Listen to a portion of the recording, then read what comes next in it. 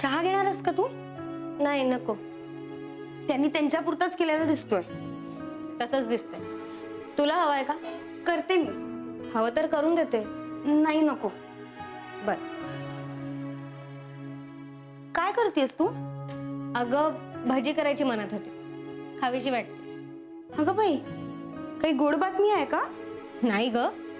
आणि मला नाही, खरं तर पुनर्वसूला खायची. कसा चाललाय संसार? ठीक. ठीक म्हणजे? म्हणजे असंच. असंच का? आता नव्याची नवलाई ती किती दिवस टिकणार? तुला करमत नसेल ना इथे? म्हणजे शहरात वाढलीस ना तू? असं काहीच नाहीये. आई बाबांची आठवण येते का ग? तुला नाही येत? म्हणजे काय? मग मलाही येते. प्रत्येक मुलीला येते अगं. तुझा कोणी मित्र होता का आधी? म्हणजे? अगं लग्न आधी, वासू भेटायच्याही आधी. सुनीलची कशी ती पूजा मैत्रीण होती ना, तसं. नाही, मित्र होते खूप, पण साधेच. स्पेशल फक्त पुनर्वसू होता. तू काय पाहिलंस एवढं पुनर्वसू मध्ये? म्हणजे? अगं लग्न केलंस ना तू, म्हणून विचारतेय. तू काय पाहिलंस? तू माझ्या प्रत्येक प्रश्नाला प्रतिप्रश्न करूनच उत्तर देतेयस. अगं मला पण उत्सुकता आहेच की. अगं पण तू लग्न केलंस ना? तुलाही करायचं होतं, पण ते कुठे झालं? पण मनाची तयारी होती ना तशी. दादांची आणि माझ्या बाबांची इच्छा होती म्हणून मी तयार झाले. मग माझंही तसंच झालं. म्हणजे? म्हणजे माझ्या बाबाला खूप आवडला पुनर्वसू जावई म्हणून. तुला नाही आवडला नवरा म्हणून? त्याच्यात न आवडण्यासारखं काय आहे? तुमचे किती गुण जुळले होते ग? काय? अगं पत्रिका वगैरे दाखवले असतील ना तुम्ही, तर किती गुण जुळले तुमचे? तुमचे किती जुळले होते? बघ, परत प्रतिप्रश्न केलास ना. तुला चहा हवाय ना? त्याच्यात आलं टाकू? विषय नको ना बदलूस तू. आता मी प्रतिप्रश्न करतच नाहीये, हा फक्त प्रश्न आहे. सांग ना, किती गुण जुळले होते? आधी तू सांग. आमचे 29. आता तू सांग.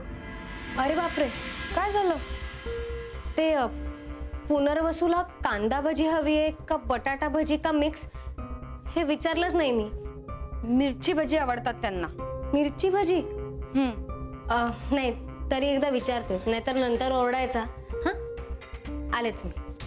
उर्मी, त्यांना सांगू नकोस हा मी सांगितलंय ते. का? अगं मी सांगितलंय हे कळलं तर आवडत नाहीत म्हणाले कमी करायचे नाहीत ते. बर. जीजी, दादांना चालणार नाही हे वासू. माहितीये मला. तुमचं लग्नच अमान्य करतील ते. अगं म्हणून त्या आधीच आम्ही आमचं नातं घट्ट करण्याचा प्रयत्न करतो आहोत. म्हणजे या श्रद्धेतल्या फरकानं हे नातं तुटणार नाही.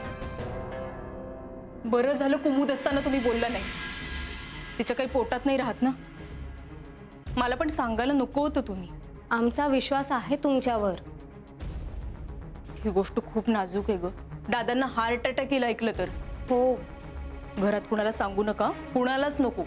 माईला तर नकोच. मलाच असं जड वाटायला लागलंय आता एकदम.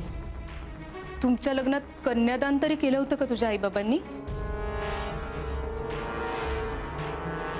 जीजी, आम्ही कोर्ट मॅरेज केलंय. काय?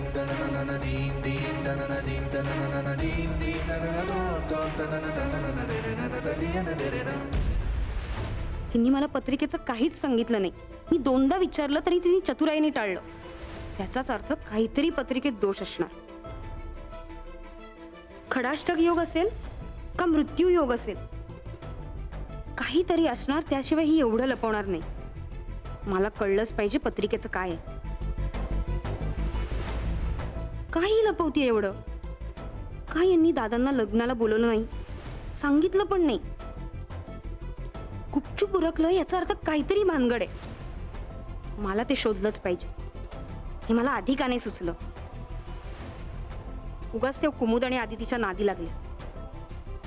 पण ठीक आहे, आता घाव मुळावरच घातला पाहिजे. पत्रिका जुळल्याच नसतील तर दादा हे लग्न कधीच मान्य करणार नाही. ना या घरात ती टिकेल ना तिचं लग्न. कोणाकडून माहिती मिळवू शकते मीची? कोण सांगेल मला?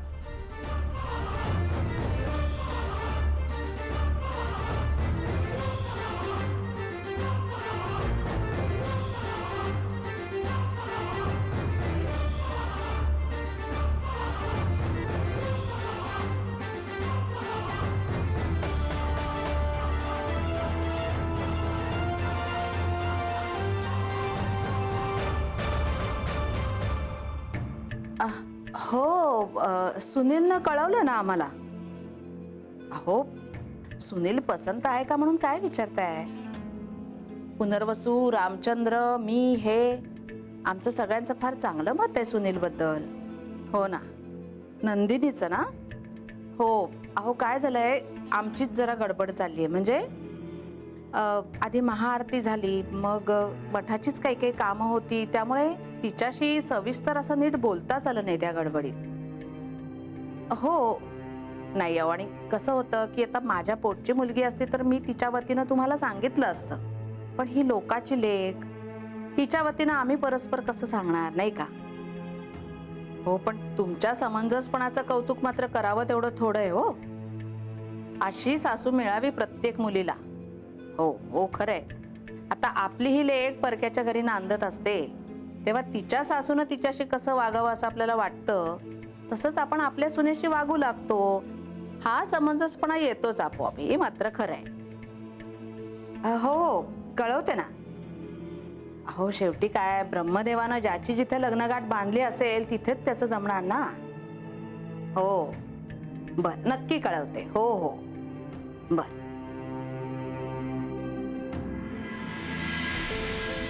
बिचारी माऊली आशा लावून बसले हो, त्यातच त्यांची तब्येत बरी नसते.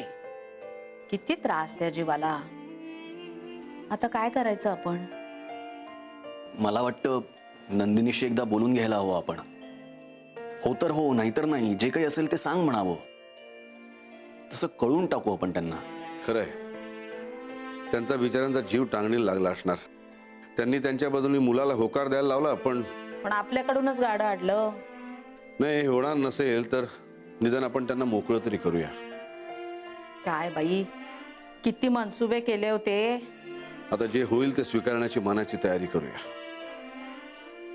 रामचंद्र, नंदिनीला सांगा मी बोलवलंय.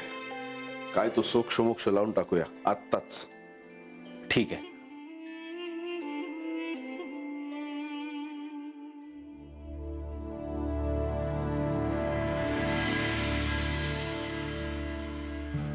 अरे देवा, शी बाई, आता हे सगळं रेकॉर्ड करायला उर्मीचा फोनच नाही आणला मी.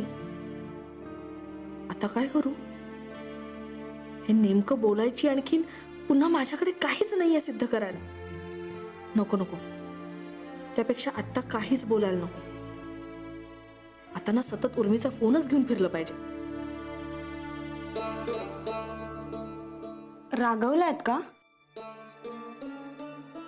मी काय खाणार आहे का तुम्हाला? एवढे का घाबरताय तुम्ही मला?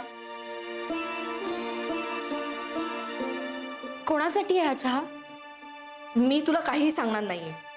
तुम्ही माझं नाव घेतलं नसतं तर मीही घेतलं नसतं. पहिली चूक तुम्ही केलीत. हे बघ, मला आता या विषयावर काहीही बोलायचं नाहीये. नंतर बोलूयात. बघू. ठीक आहे, तुम्हाला आत्ता बोलायचं नसेल तर राहिलं, पण तुम्ही स्वतःच्या मनाला विचारा. आधी तुम्ही माझं नाव घेतलं.